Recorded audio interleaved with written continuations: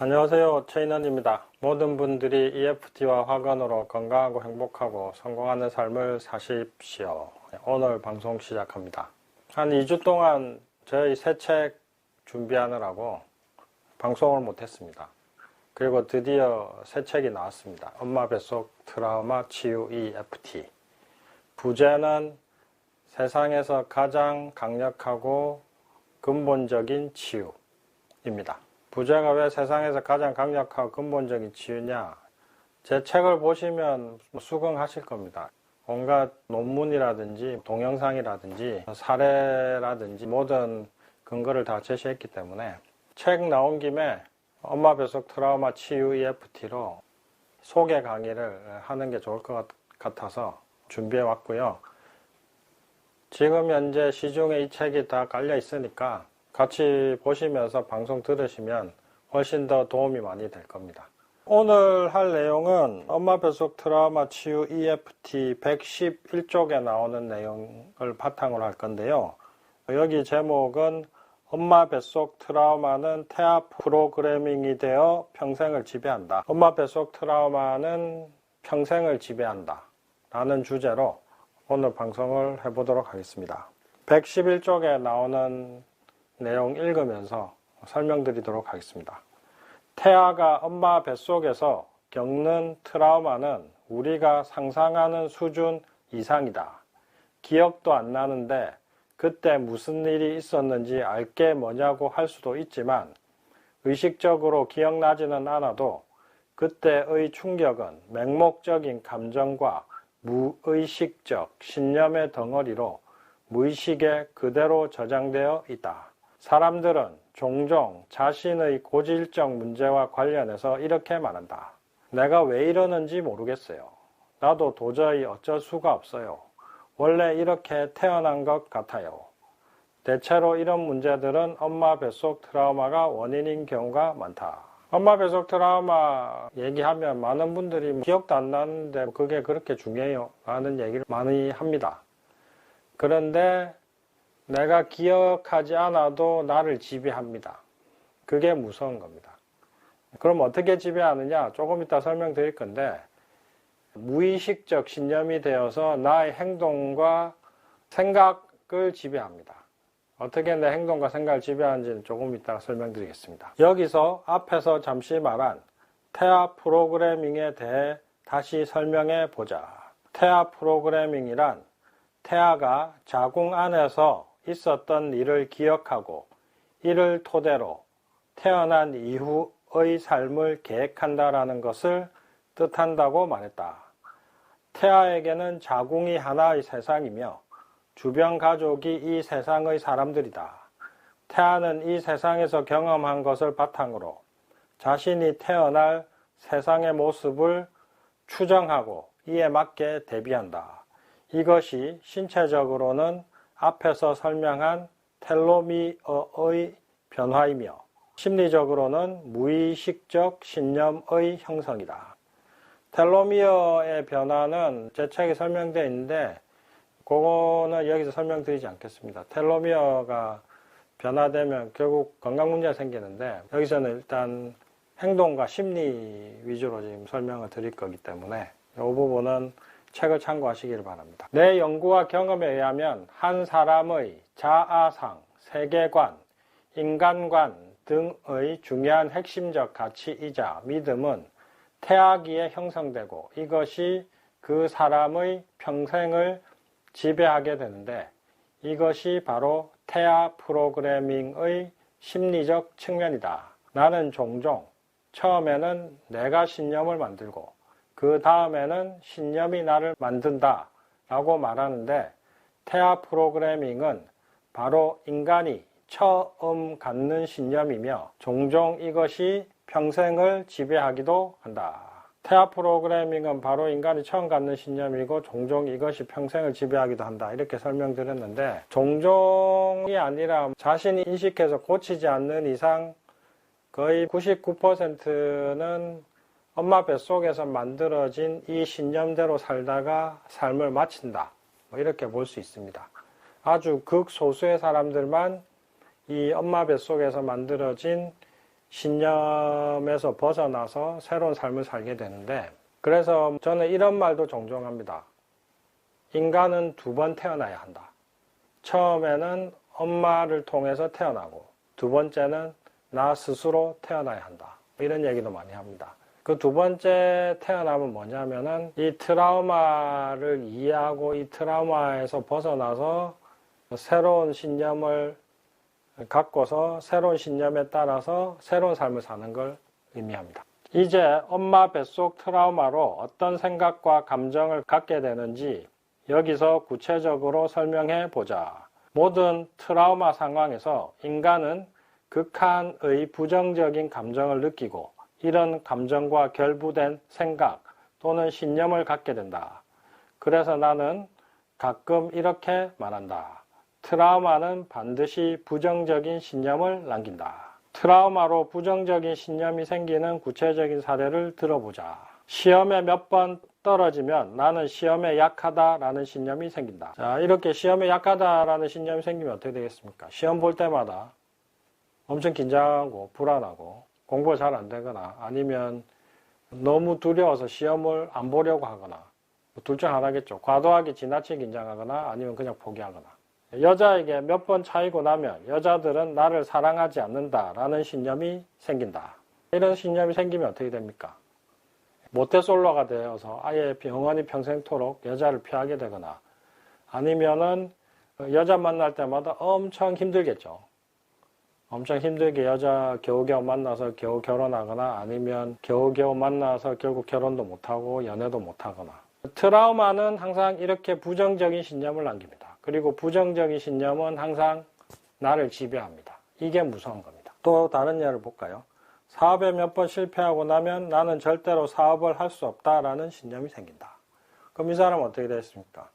평생 사업을 안 하거나 아니면 뭐 회사에서 잘려서 마지못해서 사업을 하기는 하는데 항상 힘들고 어렵게 겨우겨우 사업을 하게 되겠죠. 난 사업 못 하는데, 난 사업할 수 없는데 이러면서. 갑자기 가족을 병이나 사고로 잃으면 내 곁에 있는 사람이 언제 나를 버릴지 모른다라는 신념이 생긴다. 실제로 저한테 있었던 일입니다. 전에 30 전후의 젊은 친구를 제가 엄청 옛날입니다. 20년 정도 된 얘기인데 그때 이제 일반 한의원 할 때라서 침 놓고 어디 아프다고 해서 허리 아팠나? 하여튼 치료해주고 그랬는데 어느 날 안 오는 거예요. 열심히 오다가. 그리고 잊고 지냈는데 어느 날 갑자기 그 부모님하고 그 친구 여동생하고 온 가족이 온 거예요. 안색이 별로 안 좋아요. 부모님이 저한테 하는 얘기가 사실은 아들이 그때 치료받다가 갑자기 교통사고로 죽었다 이겁니다. 죽고 나서 온 가족이 불안증이 생겼고 우울증이 생겼고 특히 동생은 항상 무슨 일 생길지 모른다 이런 불안이 생겼고 또 결혼을 앞두고 있는데 몸도 너무 안 좋고 너무 불안해 해가지고 원장님한테 치료 좀 받게 하려고 데리고 왔다 이 얘기를 하더라고요. 그 여동생하고 얘기를 하는데 오빠가 갑자기 죽고 나니까 지금까지 내 옆에 평생 있을 줄 알았던 사람들이 언제 내 곁을 떠날지 모른다 이런 두려움이 생겼다 이런 얘기를 하더라고요. 지금 얘기한 사례가 바로 이겁니다. 누구든지 옆에 있던 사람이 갑자기 죽으면은 그런 신념이 생깁니다. 이렇게 트라우마는 반드시 부정적 신념을 남깁니다. 이건 무섭습니다. 그 다음에 또 다른 사례를 볼까요? 왕따를 잠시라도 당하고 나면 사람들은 나를 싫어한다라는 신념이 생긴다. 왕따 피해자들은 제일 많이 했기 때문에 학생들 상담 많이 했기 때문에 왕따 당하고 나면 사람들은 나를 싫어한다 이런 신념도 생기고 사람들이 언제 나를 따돌릴지 모른다. 언제 어디서 누가 나를 괴롭힐지 모른다. 이런 인간에 대한 모든 두려운 신념이 다 생기죠. 인간을 두려워하는 신념이 다 생기고 그래서 인간관계가 엄청 힘듭니다. 왕따 당한 사람은 평생 이 트라우마가 남습니다. 해보면은. 둘 중 하나입니다. 왕따 당한 사람은. 언제 따돌림 당할지 모르니까 항상 너무 애를 씁니다. 사람들한테 미움받지 않으려고.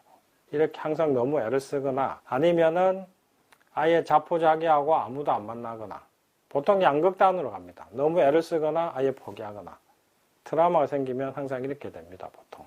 개에게 물리고 나면 개는 무섭다라는 신념이 생긴다. 개는 무섭다 이 신념과 관련해서 생각나는 사례가 있는데 제가 지금 사는 곳이 잠실인데 잠실에는 올림픽 공원이 있거든요. 가까우니까 자주 그쪽으로 산책을 나갑니다.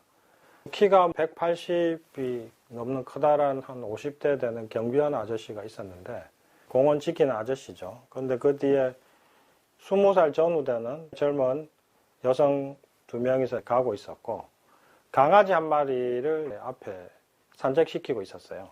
근데 그 강아지가 그 경비원 아저씨한테 갑자기 확 뛰어든 거예요. 강아지가 크지도 않았어요. 조그만 강아지인데.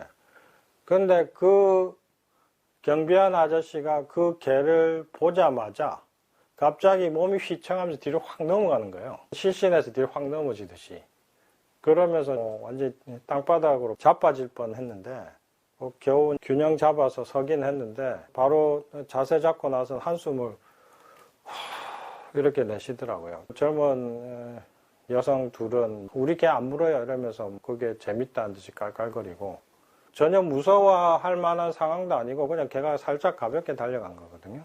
그리고 개도 작았고, 키도 180이 충분히 넘는 중년 남자분이 무슨 개를 보고 저렇게 겁을 내나 이런 생각이 들었는데, 그분이 한숨을 푹 내쉬고 한숨 돌리고 나서 이런 얘기를 하더라고요.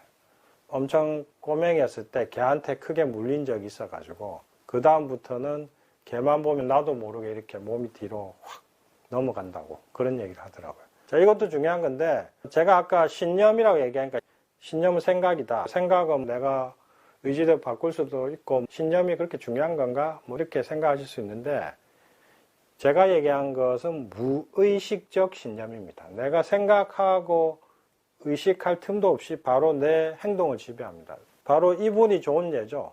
자기는 개라고 생각하기도 전에 몸이 바로 개라는 것을 인식해서 바로 확 반응이 일어나잖아요. 제가 말씀드리는 신념은 바로 이런 무의식적 신념입니다. 트라우마는 이런 무의식적 신념을 만드는데 부정적 신념을 만들어줍니다. 그래서 트라우마가 무섭고 중요합니다. 113쪽 읽어보겠습니다. 인간을 포함한 모든 생물은 몇 개의 경험을 일반화시켜서 신념을 만들고 이 신념으로 구성된 세상의 모형을 머릿속에 만들어 이에 따라 살아가게 된다. 예를 들어 몇 개의 문을 여닫는 경험을 하고 나면 문이라는 개념이 생기고 문을 열면 들어갈 수 있다라는 신념이 생긴다. 그래서 세상의 모든 문을 다 경험해 보지 않아도 낯선 곳에 가서 낯선 문을 보아도 열고 들어갈 수가 있다. 이렇게 우리는 처음에는 경험을 통해서 신념을 만들지만 이후에는 이 신념대로 살아가게 된다. 처음에는 내가 신념을 만들지만 나중에는 신념이 나를 만든다. 이거 정말 중요합니다. 다시 한번 읽어보겠습니다. 처음에는 내가 신념을 만들지만 나중에는 신념이 나를 만든다. 그런데 일반적인 신념과 달리 트라우마로 생긴 신념은 모두 부정적 신념이며 우리의 삶을 억압하는 방향으로 작용하기 때문에 일반적으로 이런 것을 제한적 신념이라고 부른다. 영어로는 limiting belief라고 합니다. 리밋이 제한하다 이런 뜻이잖아요. 제한하다, 억제하다 이런 뜻이잖아요. 구체적으로 설명하자면 앞에 예로 든 나는 시험에 약하다, 여자든 나를 사랑하지 않는다, 나는 절대로 사업을 할 수 없다 등의 제한적 신념이 있으면 시험을 망치고 여자를 못 만나게 되고 사업을 못하게 된다. 도대체 이런 제한적 신념들이 우리의 삶에서 어떤 이득을 줄 수 있겠는가?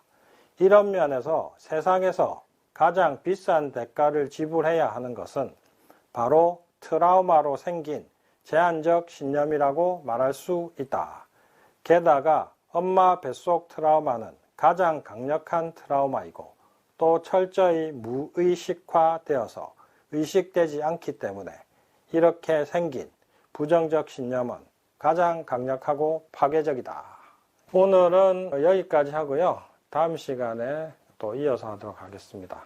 거의 5년 만에 이 책을 썼는데요. 저도 이 책 쓰느라고 온갖 우여곡절 많이 겪었고 집필 기간이 5년이나 걸리는 바람에 자료도 엄청 많이 보고 연구는 엄청 많이 했는데요. 많은 분들이 이번에 나온 엄마 뱃속 트라우마 치유 EFT로 다시 태어나는 경험을 하시기를 바라면서 오늘 방송을 마치도록 하겠습니다. 안녕히 계십시오. 감사합니다.